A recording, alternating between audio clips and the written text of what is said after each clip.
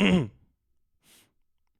those of you who don't know, I was the best man in a wedding over this weekend.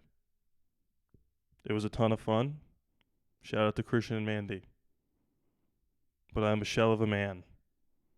My body hurts. My voice hurts. My mind hurts. But if you think that's going to stop me from talking about this electric draft class, well, then you don't know your boy. Hello. I'm alive and well. I know there probably was concerns for my health that I didn't do anything during this draft, but like I said, I had prior engagements. Tough timing, but it is what it is. Did it hurt the channel? Maybe, but we're here now. So if you were waiting on bated breath for my thoughts on this, do me a favor, hit that like button, please. Drop comments, please. Subscribe if you're new. What is it, like 53% of you guys that are watching are subscribed, but the other 46 are not. So let's hit that sub button. Also, turn on those notifications. I see the statistics right there. I'm going to have videos coming out here fast and furious. I'm probably going to do a video on each of the top 7 picks we had. I might bunch the last few together. We got UDFAs to talk about. We got Spy Tech, you dirty little dog. Oh, we're going to talk about all of it. What do I want to talk about first? Here's what I'll say. Like I said, I'm going to have videos coming out breaking down probably each prospect. I'm going to give you like my brief overview of what I think of the class thus far. We're going to break down every pick here in a little bit. We're going to read some grades that we got because I don't know if you guys have seen, but the grades are through the roof. And yes, was it all smoke and mirrors? No. Sometimes, like I said on Bleacher Report a couple weeks ago, the best thing to do is the thing that's most obvious. And Ashton Jeanty could be that generational running back prospect for us that we've been searching for a while. As great as Josh Jacobs was, Jeanty has the chance to be better. Now, I'm not going to be hyperbolic in this video. I'm going to talk about how if these players mesh together, if Pete can get the best out of them, how this could maybe push us to the playoffs. But we have to just go off of how we think they're going to perform. April 28th, 2025. So let's pull up the class right here. We'll go down the list. In the first round, we go Ashton Jeanty, running back, Boise State. 30 touchdowns. 100,000 yards rushing. A bowling ball of pure aggression and muscle. And a great guy. And that's a theme with a lot of these players. Now, after Jeanty, I'll probably make a completely separate video on him now that he's finally on the team about how he could perfectly fit into Chip Kelly's offense. Again, my brain and my body's a little banged up from the wedding. Jack Besh, somebody that I didn't necessarily have on the radar, but I thought if we weren't going to go quarterback round 2, wide receiver might be the way to go. And I was concerned that we were going to go into this year without a legitimate physical deep threat because Jacoby's good and Dre Tucker can be good, and obviously we know Brock can do. But we can't go into the season with Trey Tucker being our wide receiver too. And Lil Jack, as Pete Carroll called him, is a stud. He's got this like Cooper Kupp, Puka Nacua way about him. Now, if he becomes 60% of those guys, it'll be a hit. And again, I'm not going to be hyperbolic here, but when you watch him in college, he's physical, he's aggressive, he does not drop the ball, he's a stellar route runner, and he is an absolute dog. I'm going to do a separate video on him as well. We know his story with his brother, and Spytech mentioned that when he called him. But this guy, if he doesn't turn out well, it will not be for lack of effort and hard work. And again, that is a theme with all these guys. Darian Porter, 6'3", 190, runs a 4.3. We don't like to compare, right? But Pete Carroll did mention Richard Sherman's name with this guy. Again, this is going to come down to, can we stretch, each and every bit of talent out of these guys. But these are needs that we had. We needed a running back. We needed another wideout. We needed a corner. We didn't get cute with any of these picks.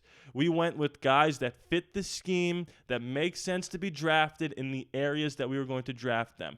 And by the way, because Spytek didn't take Jack at, whatever we were, 37 or 38, he traded back twice. We were able to get not only one lineman in the third round, but two. Caleb Rogers, I didn't know much about. They expect him to play guard. But Charles Grant was somebody that I brought up on this channel.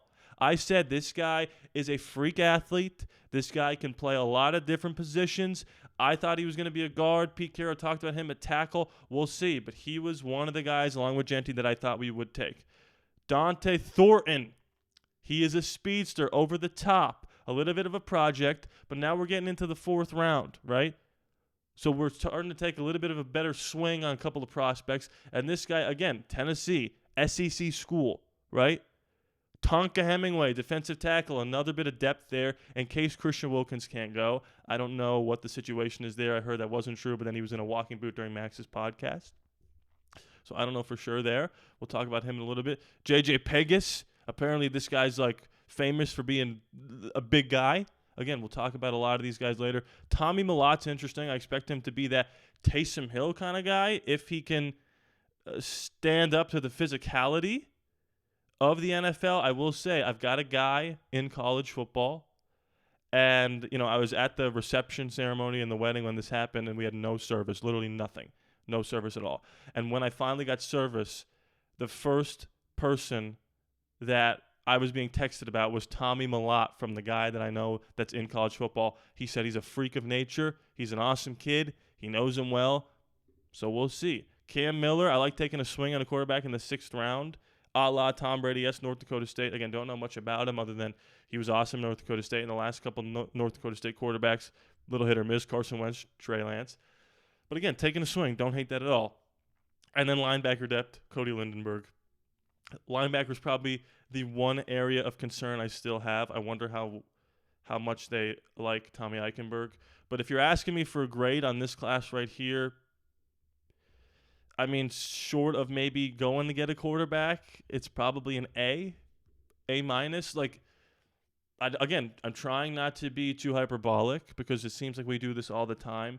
But specifically with these guys, at least every time we pick someone, it wasn't maybe could have waited a little bit. Like if we took Jack Besh, again, at 37, it would have been bit of a reach maybe.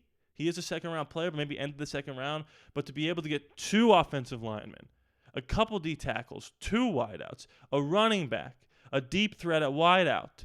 Daniel Jeremiah, the second we drafted him, said, this guy is a stud. Raiders got themselves a stud. And I could not be happier. So before I get into, I think, what are we looking at here? CBS's rankings of all of our players. I just want to let you know, patreon.com/AllALLaBorde Raiders. Link in the description below. If you sign up, you get videos days in advance. You get your name at the end of the credits, like these beautiful people right here. Let me get rid of this image. These are my patrons. You get exclusive content never before seen on YouTube and never will be uploaded to YouTube. You get ad-free content, all that good stuff if you sign up at patreon.com/AllALLaBorde Raiders. Like I said, link will be in the description below. Where is it here? Bang. Okay. So, let me just make sure we're all good here. Yeah, we're all good. So, this is CBS Sports, graded every single pick. Ashton Genty, running back, Boise State, B+. I get it. It's a little bit high for running back, but still, we'll take that. Jack Besh and Darian Porter, back-to-back A+. Caleb Rogers and Charles Grant, A-. You're going to see a theme here. Dante Thornton, A-. Tonka and Pegas, both B+. The quarterbacks, C- and C+. But again, we're taking a swing there. And Cody is a B-. Here's what they have to say. Raiders' new general manager, John Spytek, take a bow. What a debut! I agree, person who wrote this. Genty was one of the clear blue chippers available in the class. Betch is one of the most complete wide receivers in this class, who's going to rock the middle of the field. Throw in the addition of Thornton, a 6'5" burner freak. DK Metcalf, ever heard of him? With 4.3 speed, and Geno Smith should be popping champagne.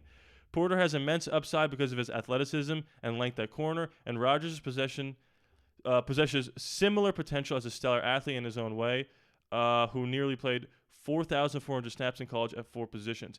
Pegas and especially Hemingway give the defensive pass rush juice on the inside.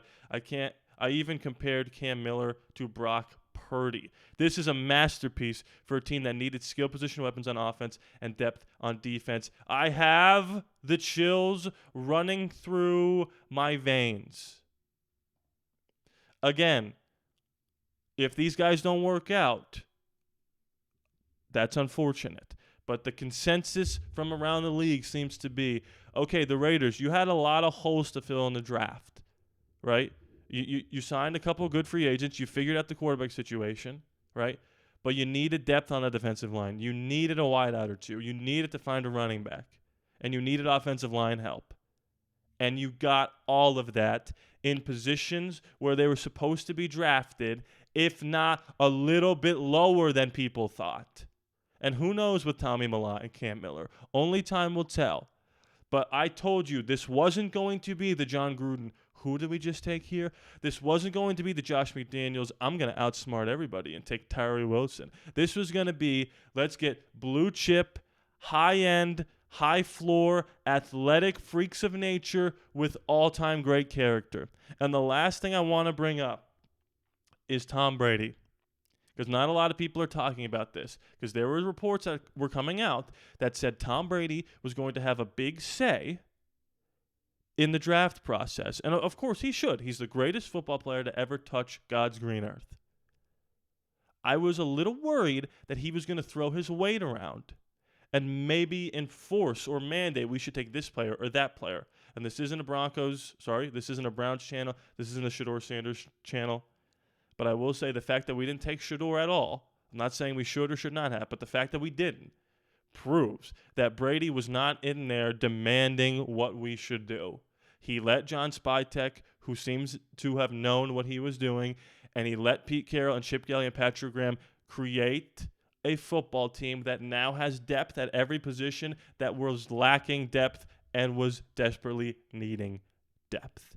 And could this propel us to the playoff picture? I don't know. But Nick Wright, massive Chiefs fan, has said he loves the Raiders at 6.5 wins. Take the over. We're probably going to be the second best team in this division. And I'm going to make a prediction right now. Book it. Mark your calendars. Monday Night Football. Chargers at Raiders is going to be week 1 Monday Night Football. It is going to happen. Get ready for it. Pete Carroll v. Jim Harbaugh. It's going to be electric. That's a prediction I'm throwing out there. But like I said, we're going to have videos on each and every player probably coming out within the next few days. I'm probably going to double up on videos, maybe 2 per day until the end of this month at the very least. So let me know your grades on each player down below in the comments. Hit that like button. Comment away. Does this propel us to the playoff picture? Shout out to my patrons like I said. If you want to become one of these people who are executive producers for this channel, link is in the description below. Hit that subscribe button, and it's free after all, no charge to you. I love you guys. I'm back. That's it. That's all I have to say.